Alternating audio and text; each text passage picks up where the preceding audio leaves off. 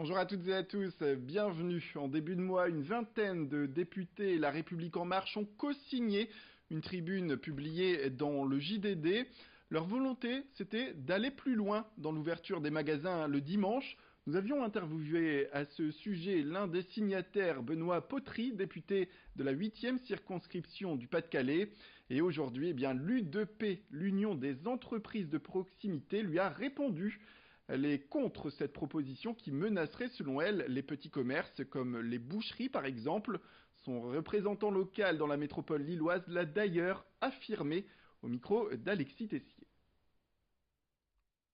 L'ouverture 7 jours sur 7 aura un impact immédiat. D'abord chez les artisans, les petits artisans. C'est-à-dire, voilà, le boucher, le charcutier, le boulanger, le fromager. Eh bien, ils ne pourront pas supporter le dimanche de baisser de 30%. Vous savez, dans nos commerces, 70% du chiffre d'affaires, c'est vendredi, samedi, dimanche. Si on touche à notre dimanche, on va fragiliser les entreprises. Je ne parle pas pour les 20% pour lesquels ça va bien, pour ceux qui sont sur l'innovation, qui sont bien situés au centre-ville. Je parle pour les 80% des artisans qui vont être en difficulté. À la métropole européenne de Lille, l'année dernière, il y avait 12 dimanches d'accordés par les maires. La métropole a dit non, c'est trop risqué, ça va toucher à nos centres-villes, on en met 8. Un an après, on nous dit on va vous en mettre tout le long de l'année. C'est pas possible, on ne peut pas changer de discours et de point de vue comme ça sur 12 mois. C'est aberrant quand même. La rentrée des classes approche et les travaux sont presque terminés dans les écoles de Boulogne-sur-Mer.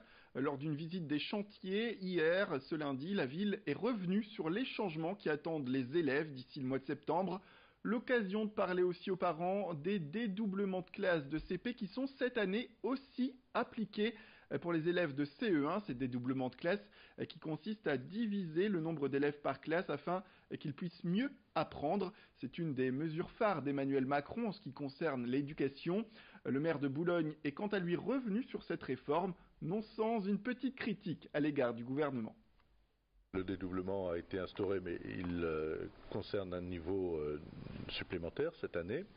Le dispositif de dédoublement est un bon dispositif. Ce que je regrette, c'est que les moyens qui y sont affectés sont des moyens qui sont aujourd'hui prélevés sur des dispositifs de REP, c'est-à-dire des zones prioritaires. Là où il y avait plus d'enseignants que de classes, c'est-à-dire qu'il y avait un renfort pédagogique, éducatif.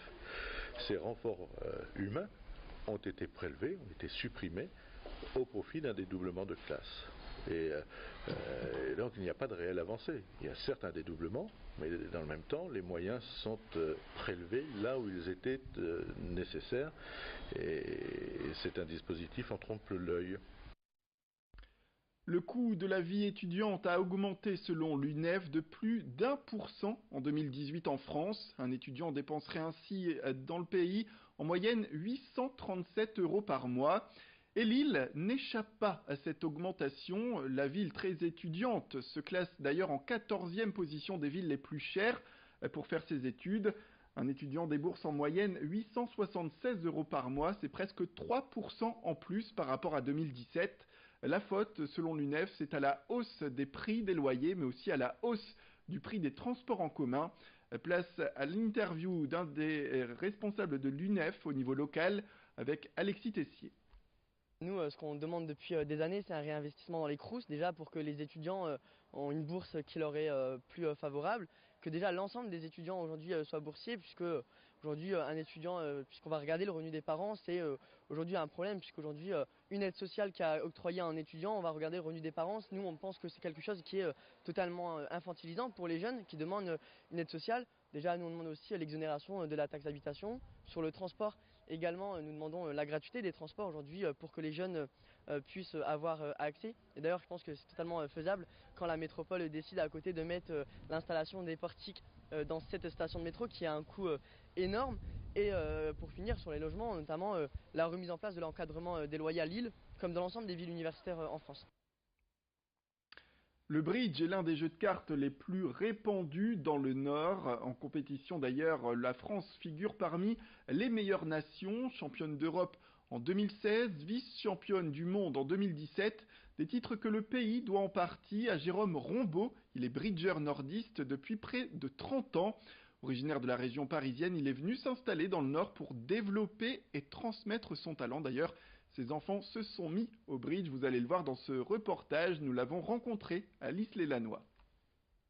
Chez les Rombaud, on est bridger de père en fils. Jérôme, le père, est passionné de jeux de cartes depuis plus de 30 ans. Après avoir découvert un livre de bridge avec un ami en vacances, ils se lancent dans l'aventure et sont très vite recrutés en équipe de France de jeunes.